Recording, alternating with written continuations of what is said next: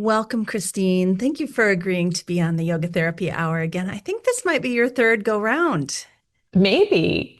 Yeah, I think it is. I think you're right. I try not to have the same person more than once a year, and we're in our third or fourth year, so that sounds about right. And I always have to say, your episodes are some of the most popular episodes. And I think it's because of your connection with neuroscience and yoga and philosophy and social justice. I think that nexus is a really sweet nexus and where a lot of people want to be. It kind of leads me to this question about your marketing is exquisite and so many people love you and your programs. And I just want to talk for a moment before we get started on yoga self-regulation and the vagus nerve. I just want to talk like, what is your special sauce for getting people interested in what you're doing? Oh, I wish it was a special sauce. It's sort of that peek behind the curtain thing. There's so much more that goes on than what it looks like. But I will tell you my origin story with that, which was it was back in 2015. And I don't know if you remember this group. It was called something like the Yoga Research Group on Facebook. Do you remember them? And it was massive. There were like 100,000 people in that group. And somebody was complaining, like somebody put a post up. It was a very controversial, like back at that time, everybody was like going at it. You have a lot more dialogue on Facebook than there is now, and much less advertising, of course. It was actually social media. But anyway, at that time, somebody put up a post and it said something like, I'm so furious about this person who's teaching yoga and making these claims, and they're so popular, and, but it's garbage, that sort of thing. As somebody who's serious about yoga, we've seen this for years now, right? But this was 10 years ago. And so there were lots of comments agreeing and saying, like, this is so bad. And then I saw this one comment and it said, you can complain all you want about all the nonsense that's out there in the yoga world, or you can use the well-known tools of marketing and do something about it. And that comment changed my life. I realized, like, why would I complain anymore when there are these well-known tools of marketing? And I decided I had to become a marketing expert, and I had to invest in myself and my business. And I had to hire a marketing person. So I have an in-house digital marketing person that I've been working with for 8 years. It took me a while to find her.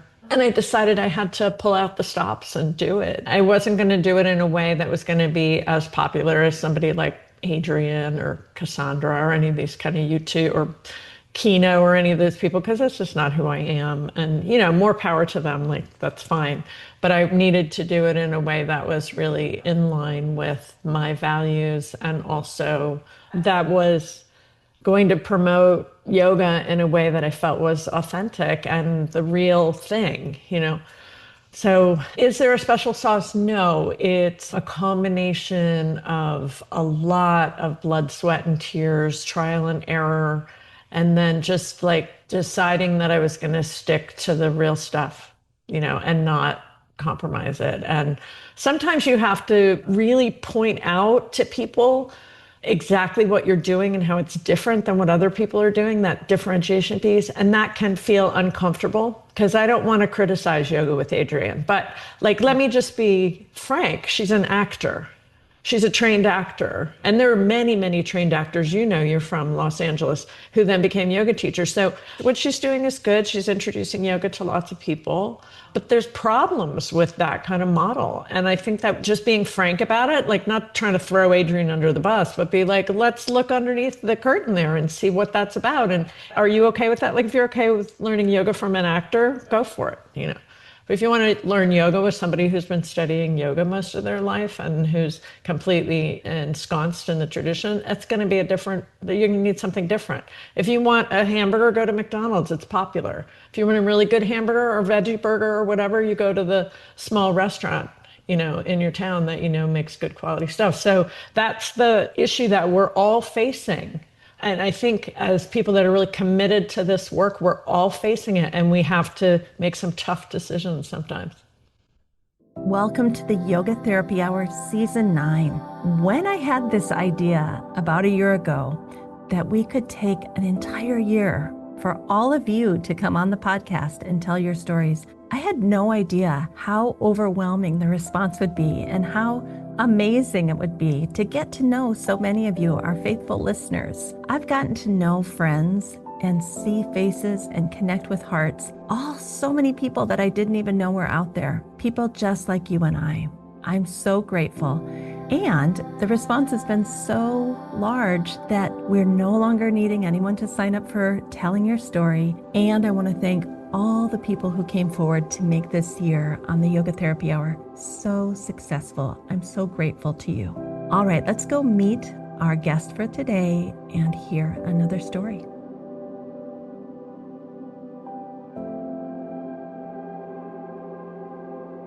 Well, you just outlined the conversation I had in my head this morning because oftentimes I teach this little yoga for business class and we're winding down now. This is our last cohort. And I'm always bringing up your website and saying, see what she's doing here. Look at this. She's figured this out. This is what we all need to be doing. On one hand, I think you are fabulous at what you do and you've got the goods and you're teaching from deep, deep experience over many decades. But there's also a lot of other people that are doing something similar. They're not being seen, not having people sign up. And they're like, what's wrong with me? And I think what they have not figured out is what you just said. You have to figure out how to either be a great marketing person on your own and start learning marketing and grinding through Facebook ads and all sorts of newsletters and how to get the catchy headlines, what do I write about and all this stuff. Or you have to hire someone to help you do that and invest in yourself. You can be a great yoga teacher or a great yoga therapist and not get seen and not get customers. You're right. I mean, I'm not special. I just decide. Well, you are. You are special, but there's a lot of special people out there. Exactly. But I was willing to go deep into the marketing thing. I read a couple of marketing books too. I read The Purple Cow by Seth Godin. I'm sure you know that book, right? And his whole thing is like, just be as good as you can at what you do. That's his whole thing. And I think that was true, more true a couple decades ago. I think now you have to be good at what you do. Everybody's different. Everybody wants different things. But if you're going to do it, you really do have to embrace the fullness of marketing as a conversation with your potential clients and being really clear about what you do. For a lot of people, they think like marketing is a dirty word. You don't have to do what the sleazy marketing, you know. You don't have to do sleazy marketing. You have to do marketing that aligns with who you are, but you still have to market. When I was searching in my email this morning for your name, because I was trying to find our conversation and things, I looked at the dates in which you had conversations with us, the listeners, or the people receiving your message. And can I just show this? Yeah. How fun. 11:22, I don't teach three-part breathing, and here's why. 11:26, why taking a deep breath isn't always great. 11:28, the magic of therapeutic breathing. 11:29, navel to spine is a good cue, except when. 11:30, ignoring the face creams, embrace your wisdom. 12:1, breath work needs yoga postures. 12:1, don't you want to say you're certified? 12:2, when 478 creates a medical storm. Like, you're having a conversation with us almost daily. And whenever I have a little gap in my day, I'm clicking on that and reading what you're saying. You're not afraid to just continue the conversation, even if I check out for a week and I don't have time. Come back and there's something interesting to look at. Oh, that's great. Well, I do keep to emails once a week, but when I'm having a promotion, then you'll get 6 or 7 from me during that promotion. I created a subtle yoga breathwork certification program last year. I decided to start that because people were asking. And this is what I often do, Amy. Like, I was just seeing breath work everywhere. And I took a couple of workshops and I was like, oh my God, I can't believe people are teaching this stuff, like scary stuff that you and I both know could be dangerous for people with trauma histories or undiagnosed heart condition, all sorts of things, And I was like, I got to do it. I have to teach something. And really, I've been doing that for more than 20 years. I even started my teacher training program because I was like, people need an alternative to what's out there. This is not okay. So yeah, that's what I was seeing out there. So I started this breathwork certification. So I just finished the last piece of it, which was also just like, you could could just take it if you wanted to learn a few techniques. And so that's why I did those emails. But when I send an email, even if it's promoting something I'm teaching, I want that email to give the reader some value. So they'd be like, oh, 3-part breath, but I thought that was yogic breathing. Maybe I should read this because maybe I was wrong. Like, I want people to think like that. And that's what happens. Like when I saw the one on 478, I get so irritated with 478 breathing.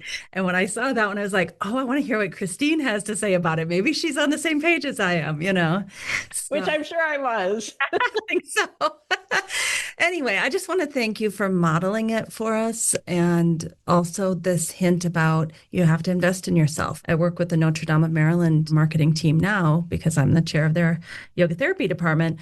And they're telling me, Amy, if you don't pay, it's not going to be seen. Like you can post all day, but if you're not willing to invest in some paid ads on Facebook or Instagram or LinkedIn, like no one is going to see your post. I think I was oblivious to that. I think I somehow thought friends would help me promote it, but no, that's not the case. No, it is pay to play. It is pay to play. There have been months I've spent $10,000 on Meta in ads. I mean, that's how crazy it is out there. I don't do that anymore because the algorithm has changed and you just don't get the same kind of return on investment that you were getting 5 or 6 years ago. But I typically spend about $2,000 a month on ads. Wow. Thank you for your transparency to just give people an idea. I mean, I think we all look at you and think, she's so successful, but how many of us are willing to shell out $2,000 a month and a marketing person to help us? It's no small thing. It's very expensive and it's changing constantly. And here's a pro tip for marketing people out there. If you're not on Substack, Substack is the last kind of authentic place for social media. That's the last bastion of social media. I don't know how long it will remain like that, but get yourself on Substack and just put a little something on there every week because that's a way to organically grow some interest in your work. And I don't want people to think like you have to do these crazy amount of investment. You can start small. It doesn't have to be, $10,000 a month. And you can start small. But the main thing is that you are always thinking about what your ideal client wants and needs from you. What do they need from you? And then try and give them as much as you can. You have to think about them like they're your student. You have to think about they're your paying students, which is hard. Because you're like, oh, I want to protect all this information I have. I mean, I certainly felt like that. I think another thing that I've counseled a lot of people on is like, if you don't want to do the marketing, you could still be a yoga teacher or a yoga therapist. You're just going to have to do it differently. And that may require, like you, being a psychologist or a psychotherapist or a nurse or something. It might require a second profession. And there's nothing wrong with that. In fact, it's a public health strategy if we start to get more health professionals teaching yoga. I agree. I think I've discovered I'm not an entrepreneur businesswoman. I taught for 25 years at a university, retired for 3. And I was like, whoa, it is rough out here. I'm going back. Right. I love the comfort of a monthly paycheck and not taking any risk. I'm just like a homebody that just wants to do her little thing in her, so. Well, and that's the thing. And think about the impact that you've made on your students over these years. And there's nothing less valuable about that than there is somebody with 1 million followers, which, by the way, I do not have 1 million followers. By any stretch of the imagination. So that's the other thing is I've been successful as an entrepreneur, but not in the typical yoga space. Right. And that's hard. Well, let's go into that because that's why I wanted to have you on the program. You have such a unique way of bringing the information forward. You're well seasoned at reading research. You understand neuroscience. Your husband is a psychologist, and I understand that the two of you share a lot of information. So can I just start by asking, and any question you don't want to answer, I complete permission to just say pass on that one and we'll cut it. I'm kind of an open book though.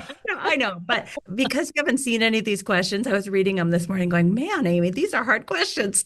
My first question is, how do you define self-regulation in a yoga context? How does that differ from self-regulation maybe in psychology or neuroscience, or are they essentially the same? I think that's a really interesting question. So I always go back to models, right? And this is why I love talking about the vagus nerve and beyond the vagus nerve, as I like to say.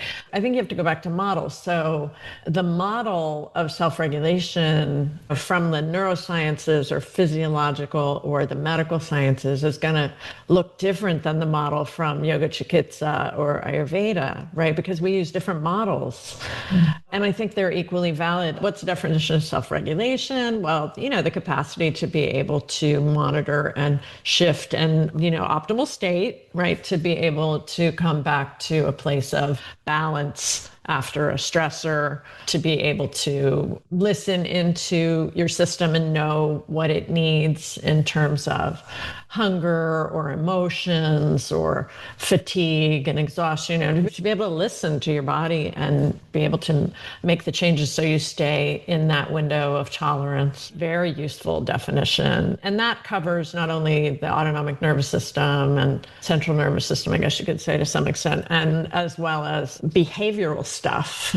And that's a pretty biopsychosocial definition. It's not bad. But then we go over to yoga and we look at, well, what are your doṣas? Where are the guṇas? And are you in a sattvic state? And that's a different model.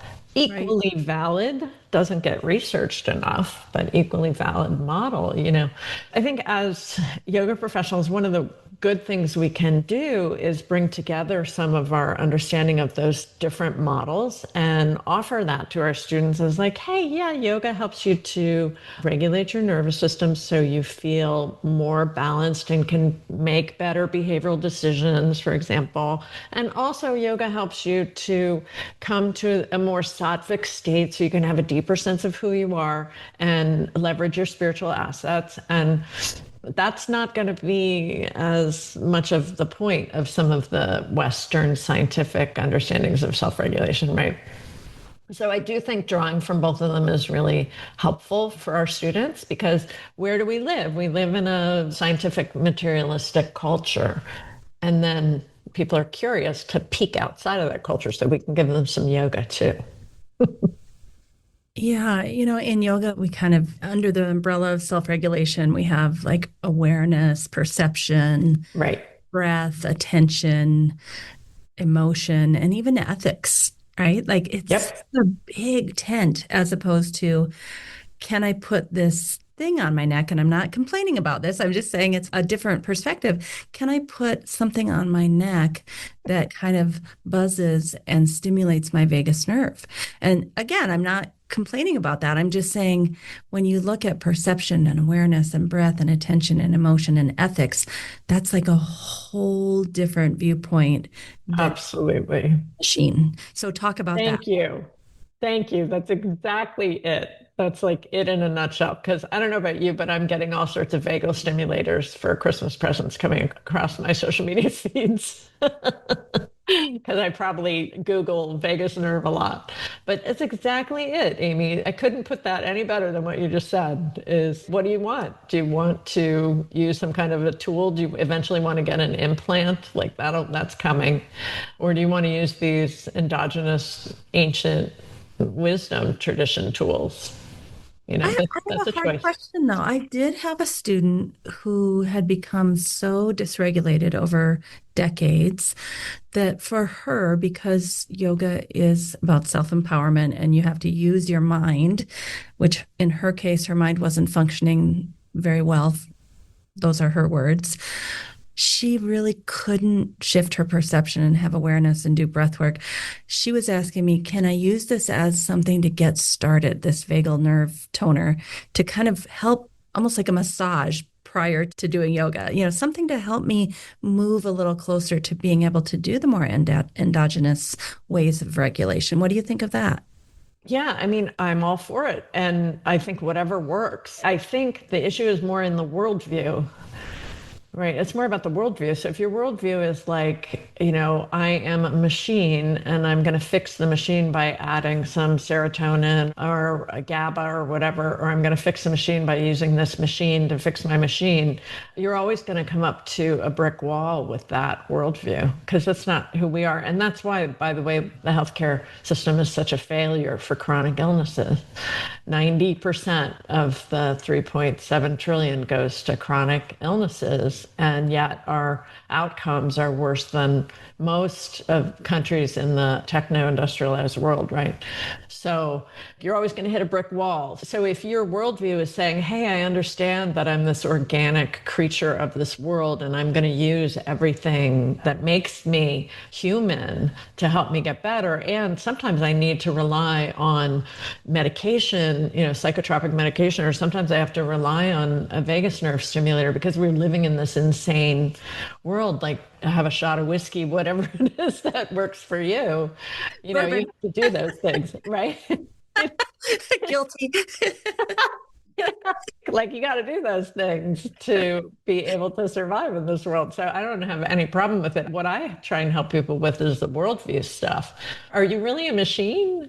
Yeah. No, you're much more like a seed you're whole from the time you're two cells, and you grow and you're whole from the time you are born until your death. You're a whole being that is influenced by a tremendous and extraordinary amount of biopsychosocial or social ecological factors, right? We're influenced by the stars, for goodness sakes, we're influenced by everything.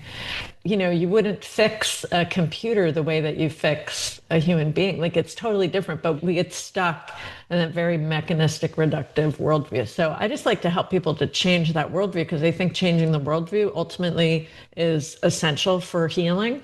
But that doesn't mean you don't use all the great things that the sages and rishis have invented, because there's plenty of modern sages and rishis who have invented great things like vagal stimulators that can help us. So please take a moment with me to go and listen to something a little different, and then we'll get right back to the guest. Many times as yoga teachers, yoga therapists, or even moms, dads, grandparents, we wonder what's happening with our loved one in between the times we're seeing them. Whether your child went off to college or whether you're a yoga therapist who only sees your client once a month, you might wonder, how are they doing? Well, here at the Optimal State, we have developed a mobile app where people can track how they're feeling mentally, emotionally, physically, and spiritually at different times of day, seasons of the year. And basically, you can see the data. You can see how your 6 to 10 a.m. slot in your day looks and how you usually feel at that time versus your 2 to 6 p.m. How do you feel at that time of the day? And you can see the patterns. You can set a week, a month, a season, and get the aggregate data so you can see what your pattern is. Where do you tend to go out of balance? And the cool thing is you can just take a screenshot of that summary and send it off to your yoga teacher, your yoga therapist, your parent, your child. It's a really great way to check in. And I think especially for maybe kids that don't want to call their parents all the time from school, they could just show their parent the data like, okay, I'm doing all right. Here, look at my data for the last 2 weeks. Screenshot, boom, it's yours. Now you can settle down and stop calling me. It could be that, or it could be that your child is not doing well, but they don't know how to say that to you, or maybe your client. And so your client could take a screenshot of their data from the last week and send it to you as they come into the session so you kind of have an idea of what's going on with them. So there's many ways to use it. And in addition, there are wonderful interventions that help people to come into balance. So I hope you'll consider checking out on the App Store. It's called Optimal State app. You just type that in, Optimal State app, and check it out. It's free for the first few weeks. So you have nothing to lose from trying it out and checking out how to track, how to get your aggregate data, how to send that off, and then hopefully how to get some interventions. All right, now let's go back to our guest. Kind of in a nutshell, what I hear you saying is that you want to help people discover that there's a relationship between self-regulation and self-study, what we call svadhyaya. And what are the factors that are throwing you in or out of balance? And what are the underlying beliefs? What are the thoughts that are happening? What are the patterns that we go to? All of that is yoga. Yeah, I think getting really clear about the environmental and social determinants of health is so empowering for people. to understand that it's not just about me, that I am this whole being that is interconnected with everything. As we start to get clearer about that, then we feel less guilty about not being able to fix ourselves, and feel more empathy and compassion to the rest of the world and feel more of our connection like that. I think that is as much yoga as, triangle pose. Much more. Right. Yeah. So many questions for you. It's like my personal play day to get to ask you these things. So, we're seeing this trend in places like the Veterans Administration, the American Psychological Association, where social workers and psychologists are kind of being told to maybe lay off or not even use the more somatic type theory because they haven't been trained in the body. They've been trained in more of the top-down approach, the thinking, the cognitive behavioral therapy, DBT, all these things, EMDR. But there's a trend going towards like, hey, you all aren't trained to do body regulation. Now, I think this is the perfect place for us to step in and say, but hey, we are trained in that. So, this idea of interoception, this ability to feel the sensations inside of ourselves and respond, is a huge part of self-regulation. So I just wondered if you had any opinions on that, if you've heard that trend happening, if that's new information. What do you think? Yeah, I had talked to my husband a little bit about it. And to me, it sounds like a little bit territorial. This system loves the silos. Oh my God, it loves the silos. So you put everybody in their silo and then you have terrible results. So, like, we really need to do transdisciplinary thinking, I think. So, somebody who's been training mental health professionals for 15 years, like, I want people to feel really empowered that there are lots of things they can do. And therapists aren't going to stop teaching people how to breathe. They're not going to stop teaching people how to do grounding. So, that's not okay, too. Like, it's a little bit weird. The line that I'm hearing is they don't want people on a yoga mat. They don't want them doing like movement. Like they could maybe still teach breathing, but I think you might hurt somebody. You might hurt their low back in triangle pose or something. What about like wilderness therapy and Hakomi and, there's sensory motor psychotherapy. I mean, there's so many modalities I wonder what those people are saying. Have you heard anything from those I folks? haven't heard that. The crux of the issue is, are you trained? You could say wilderness therapy, they are trained. Right. Yeah, I don't know, but it's messy right now, I think. Right. Well, and then from the yoga therapist perspective, I think we need to be on all the treatment teams everywhere, and collaborating with the psychotherapists and the rec therapists and the occupational therapists. Like, we need that. We should be having that spot. Of course, the problem is, like, it's very expensive to get that recognition. We don't have licensure, so there's all of that. Those are huge issues. I wonder if they're going to be solved in our lifetime. I agree. I was looking at this organization, and I could probably pull it up pretty quickly if I needed to, but they're kind of an umbrella organization that is starting to lobby for somatic therapies and starting to figure out the path forward. And I was like, wow, that is really interesting that I'm going to try to pull it up quick while we're talking. I'm just fascinated. It's called ISMETA, International Somatic Movement Education and Therapy Association. I'll just pull it up on the screen.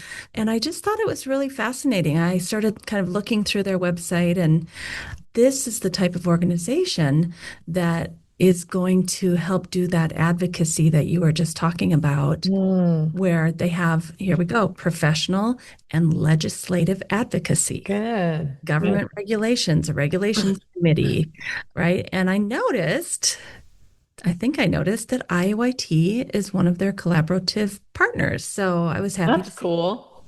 Yeah, so that was new information to me. And I just love seeing all the ways that we're moving in the world as yoga teachers and yoga therapists. And that's a new one I just saw this week. Yeah, I hadn't seen that. So thanks for sharing. Yeah. I think right now we're at this time where we have to be super creative. you Mm. know, in terms of trying to find our way into different places. And of course, the healthcare system is in such crisis at the moment. And it's ironic because we have this person in the directorship position at the US Department of Health and Human Services who's the first person ever who's been interested in somatics and alternative medicine and whatever. And at the same time, he's a terrifying loose cannon. So we have like So confusing. Like you'll hear one post and you'll be like, oh my gosh, that's amazing. And then the next day you'll be like, oh my God, what's I happening? know exactly like what is going on? It's terrifying. But we have somebody who could help us. Unfortunately, I don't think he has much power in terms of the budget and all that stuff. And really, like the powers that be right now are not really interested in anybody living or being healthy or happy. Like they're just interested in money, obviously. So it's an interesting and weird time, and I think we have to do a lot in terms of advocacy. I work in advocacy. I'm the yoga therapy representative for the Integrative Health Policy Consortium. So like I've been doing that for a number of years now, and I get how much of a juggernaut Washington, D.C. is and how difficult it is to make changes. But there's that, but then here we are in our local communities, in our local level. And you never know if there's going to be some head of a hospital who loves yoga and you walk in and you're like, this is what I could do. Like, you just never know if that's possible and if they're not going to use whatever their per diem or per capita money that they get to hire somebody. Like, it might happen. So there's the grassroots and then there's the federal stuff. And I think we have to focus on both. And the more that yoga therapists can get out in their communities and be like, oh, there's this really popular integrative doctor who loves what I do and he tells all his people about me, or maybe I do some, sample classes at his office or whatever. That's possible. I think we have to be really creative in how we're getting our work out. I have to give a talk called The Future of Yoga Therapy. And I've been thinking for over a year, what am I going to say? What can I say? Because it's, like you said, healthcare has its problems. And here we are, should we try to get in with them? Do we not match? Do we match? Licensure, no licensure. Mm. Do you think that the way forward is each of us to do our little part on a local level? Try to ride out this storm for the next few years and just get our little tentacles in wherever we start spreading the word. I mean, is that grassroots? Is that basically where we're at right now? I think we can think bigger than that. I mean, I think grassroots is really important and everybody should do a little bit of that. If it's not your whole thing, do a little bit of it, go talk at the Rotary Club or whatever, give talk, do things locally, right? Think globally though, because that's the piece that really going to make a change is in the paradigm shift and the worldview shift, right? So the more that we talk to people and we teach yoga that's really authentic and gets to the core of who we are as human beings and recognizes our undeniable interconnectedness and interdependency, as we start to teach that, we start to reach out to people with that message, and we start to change the worldview from this mechanistic, reductive, isolated silos. That's where things change. Things change through the narrative worldview mythic level. That's how things change. The people start to see ourselves differently. So yeah, we have to do things on local levels, but also we have to think bigger. I wrote an article called The Future of Yoga Therapy, actually. Maybe I should read it. I wrote that about 8 years ago. But what I was getting into were things like, look at the Institute for Healthcare. I'm trying to remember because it was 8 years ago, but the Institute for Healthcare Reform and what they're calling for. Look at what the National Academies is calling for. Look at the Whole Health Initiative. Those things are going on out there. There are things that are happening in those spaces, despite the administration, that are really looking for exactly what we offer. I mean, when you look at the definitions of whole health, it's well, that just sounds like yoga therapy to me. But here's where I get stuck on this. I mean, you and I must think about the same things all day long because everything you're saying is basically the conversation I have with myself. I wonder, we get licensure for being in a silo. Here's your scope of practice. Here's the things you can do. Here's the things you can't do. Because licensure is all about how to keep the public safe. It's not about how to boost a profession and become yoga therapists. It's is yoga therapy going to hurt the public? And if so, can we keep them in their little silo to make sure they keep everyone safe? So when we talk about this more holistic worldview of everything from visualization to postures to breath work to chanting, the holistic, the ethics, I don't know how that fits in a silo for licensure. Well, sure. You're absolutely right, but it still is going to have to happen because of the powers that be, So I think it's a both and situation. And also, we have the public stuff that we need to be thinking about. So I coined a term that I think would be really helpful, and it's called yoga in all policy. Right. So not just yoga in the healthcare world, but yoga should be in all policy. We should be talking about it in terms of schools and public health and thinking about infrastructure, everything. I think it should be everywhere. And of course, that's pie in the sky. I have Aquarius and Aquarius moon in my chart. But I think when we think about something like yoga in all policy, because health in all policy is a thing already. And I was like, it needs to be yoga in all policy. Like that's important on the public sector, and it's important for reaching the people who are underestimated and underserved and less resourced. If we don't have yoga in that place, then we get stuck only working with folks with resources, and which they need help too. And they're driving the several wellness industry, whatever it is. The wellness industry is massive. There's a huge amount of dollars in there, but where's that money going to? Lululemon, supplements. A lot of it's going there instead of to the practitioners. I would love to see practitioners actually making a living doing this stuff. I think it's the most important work that you can do on this planet right now.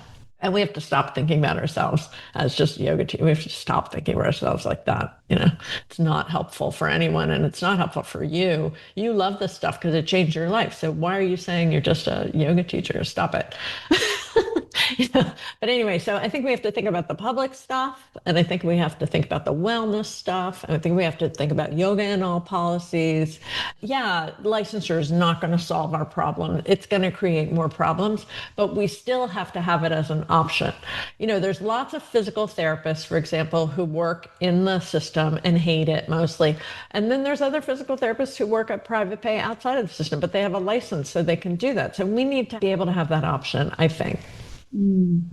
So I've been putting together this talk because it's due at the end of the month. And I said the same thing in the talk, that I think just by pigeonholing ourselves in healthcare, that's a very small piece of the pie. And I don't disagree with anything that you've said, but what about yoga in K through 12 education?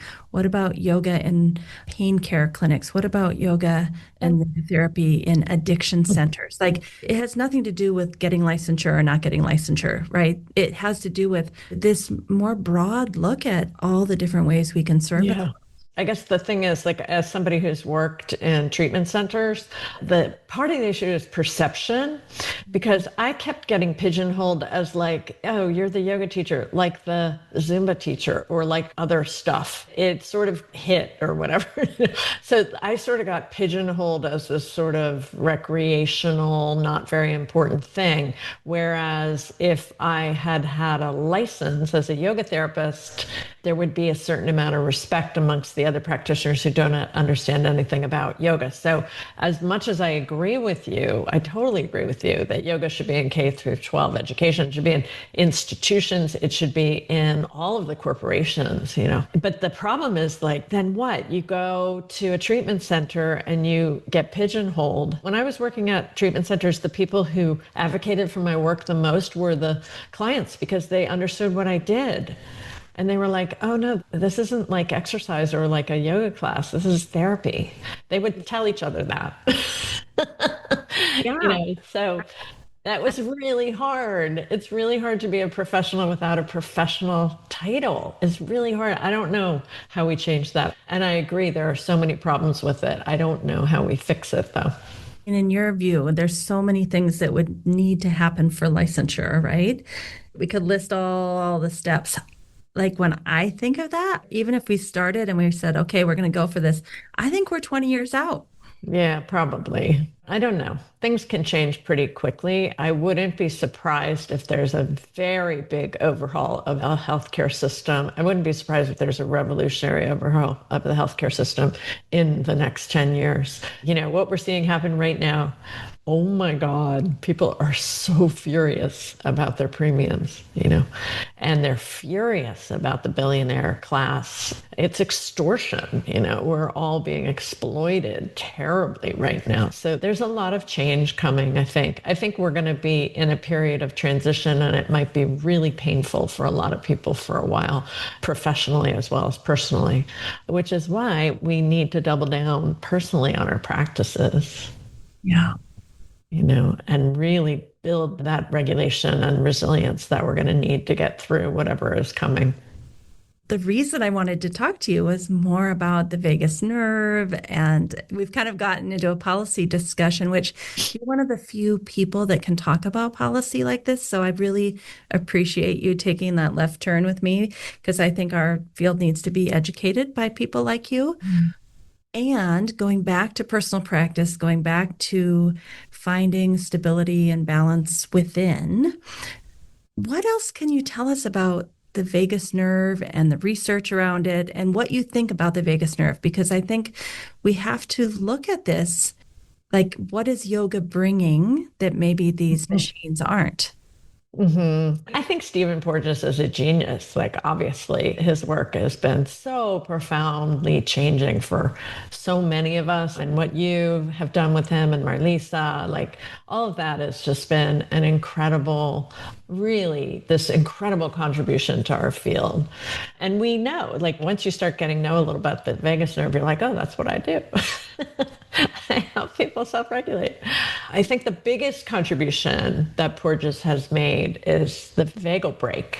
To me, that's the biggest contribution, is understanding that the inhale is not sympathetic and the exhale is parasympathetic, but understanding that when you inhale, you're letting up on that vagal brake. And when you exhale, you're put, you know, so that you understand that the parasympathetic nervous system is much more involved in what's going on with the heart than necessarily we previously understood. We had this kind of like, I mean, I still think that we have a pretty, I guess you could say, reductive understanding of the autonomic nervous system. It's much more like a dance. It's not just, you know, flip on the switch and your parasympathetic is on and flip on the switch and your sympathetic. Like, I think that's been a pretty reductive understanding, and we need to have a more nuanced understanding of that. So, like, in terms of what the vagus nerve has contributed to our knowledge base as a profession, I think it's been phenomenal. And I'm very grateful to you for all of that you've contributed. And then what I would say, why I like to talk about beyond the vagus nerve, is because I think that as Western people, we fall into a thinking trap a lot. And that thinking trap is scientific materialism and reductivism and mechanism. So we fall into this thinking trap of like, oh, if I just put on this stimulator or I do this 4-7-8 breath or square breath or whatever, I'm going to stimulate my vagus nerve. And maybe I even know that I'm going to improve my heart rate variability. And we go back into mechanistic thinking all the time because it's so hard to climb out of that trap, you know. But when we start bringing in some, just from social work philosophy or psychology philosophy, like, well, let's talk about the biopsychosocial spiritual model. How does the vagus nerve fit into that? I don't want to take the biopsychosocial spiritual model and shove it into the vagus nerve. I want the vagus nerve to inform the biopsychosocial spiritual model so that I have a much broader perspective of who I am. And then when you go to the socio-ecological model, which goes into systems and your culture and the universe, like, now we're starting to talk more like yogis. The socio-ecological models, like, what about your vasanas that come from your grandparents and the tribes that you came from wherever in Europe somewhere or wherever, Russian steppes, you know? So now I'm going to take the vagus nerve and I'm going to situate it in that model. And then the vagus nerve can be helpful for me, but it is not the model. You know, it's not the whole ontological model of who I am as a human being. When I really look at who I am as a human being, it's so much more than a nerve, And the other thing is Dan Siegel's interpersonal neurobiology, I think, is so important too, because it's like, well, and this Porges does this too. Like my vagus nerve it's not encapsulated in here. It's being influenced by all my interactions and the way I think about myself and the way I situate myself in this planet. Like all of that is part of it. So when you look at this completeness of who you are, I think we deserve so much more than one small, well, it's a large nerve for the person, but one kind of small nerve. Like we deserve so much more consideration than that.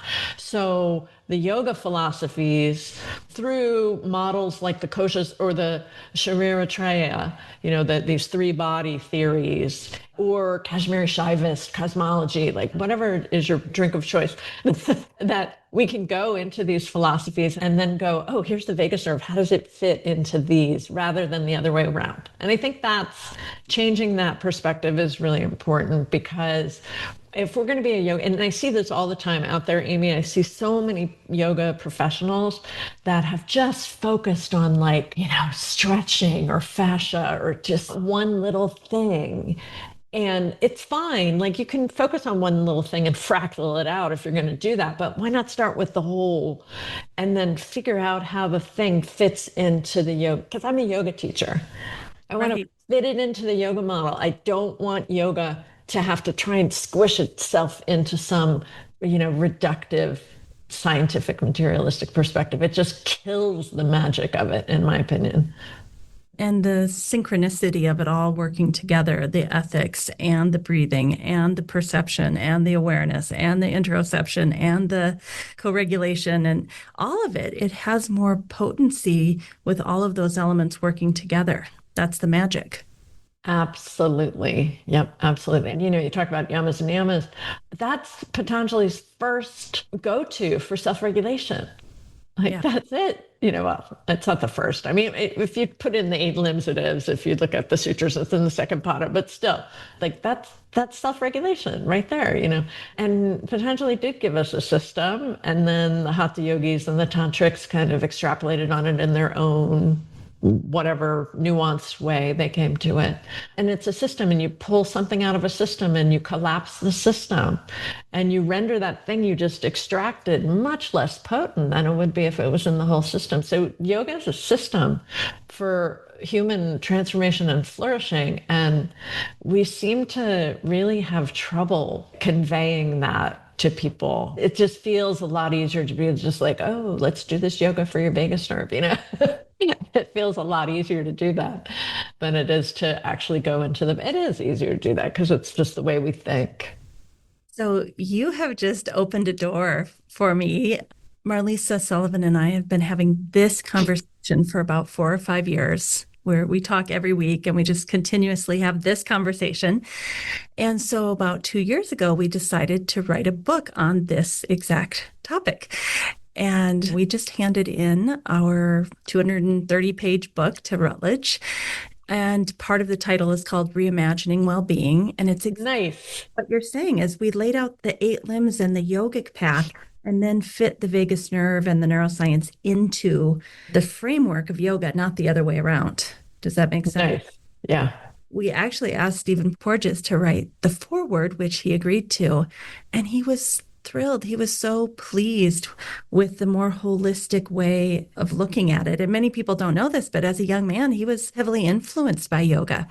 So, even Stephen Porges loves the idea of holistic nature and then fitting the vagal tone and the nervous system into the larger picture.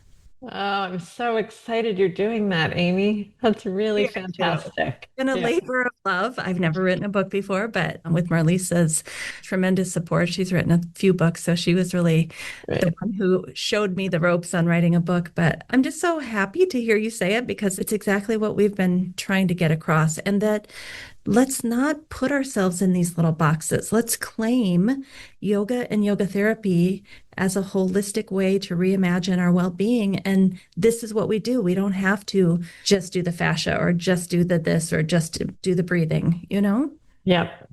It's very interesting. I've seen a huge sort of migration away from yoga, but from a lot of movement professionals. They don't even call themselves yoga teachers anymore because they're like, yoga sucks and yoga hurts you. And if you're going to be a yoga professional, I think it is on you to learn about what yoga actually is. It's not stretching, for God's sake, and people will say that and then they'll stick some kind of a poster of the yamas and niyamas on the bathroom wall in the yoga studio, but then they just go stretch. Let's really teach yoga. And let's learn it. And when you've been mistaught, get retrained. Who cares? Nobody's going to be like, oh, you had to, I just finished a training program last year. Like, I mean, go train. Well, I highly, highly recommend your trainings, Kristine. Thank you. What do you have upcoming? Can I pull up your website and show anything that you want to talk about? What's going on with you, and how can people learn with you? I have many, many courses available online. A lot of them have to do with the nervous system. Like I have a course called The Neuroscience of Yogic Meditation. So I wanted people to understand that yoga has a special meditation. And I have a 50-hour teacher training, and I do live events at least once a year. I'm teaching a workshop in Maryland this year. I'm teaching in Brazil in January, and I'm teaching in Asheville in March. And then, I have lots of stuff that's available just if you wanted to learn a little bit about my work. You might want to try a course called the Science of Slow. Yeah, that's on-demand course. The Science of Slow is just like kind of my intro course that gives you some ideas about the benefits of working with fatigue, depression, anxiety, chronic pain, and body image, weight management stuff. So you're welcome to check out any of my things. I also have, if you go to free resources there, Amy, I have a ton of, up at the top next to media, I have a ton of free stuff in there. You can just download those. We ask you for your email address, but all that stuff is free, and you can always unsubscribe if you don't want to get my emails. And this is what I show the people in our business class. Oh, dear.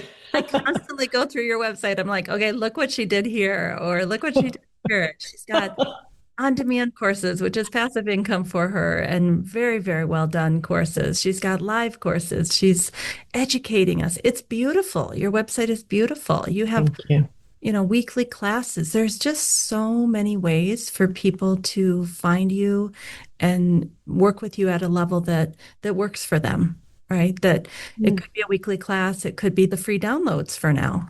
Mm-hmm. Yeah, I do weekly classes on Wednesday, and that's part of my membership group called the Subtle Yoga Resilience Society. So if you're interested in that, you can check it out. Yeah, I want to thank you for all the wonderful work that you do, Amy, with this profession. And you've been so dedicated over the years. Thank you. And thank you for having me. It's lovely to be here and have time to talk to you. Thank you so much. Thank you to our guest this week, and thank you for listening to the Yoga Therapy Hour. Something that I've been working on behind the scenes with my friend Marlisa Sullivan is going to come out in 2026. We've been writing a book together for the last year where we go deeply into yoga philosophy and yoga therapy. And then we have the scientific vagus nerve, heart rate variability, all sorts of polyvagal theory to back up why it is that yoga philosophy is right on track and why it's been helping people for thousands of years. We're turning in our book this fall to the publisher, and in the spring of 2026, it should come out. So we're just giving you a little heads up that will be coming out soon. And when it does, we can't wait to share it with you. Thank you for listening to the Yoga Therapy Hour. We wish you a wonderful week. We hope that somehow, in a small way, we've contributed to your well-being so that you can go out and share that well-being with others. That's what life is all about, bringing in the goodness through you and then shining it out to the world. We need you more than ever. So let's all get out there, do good, be good, and have a great week.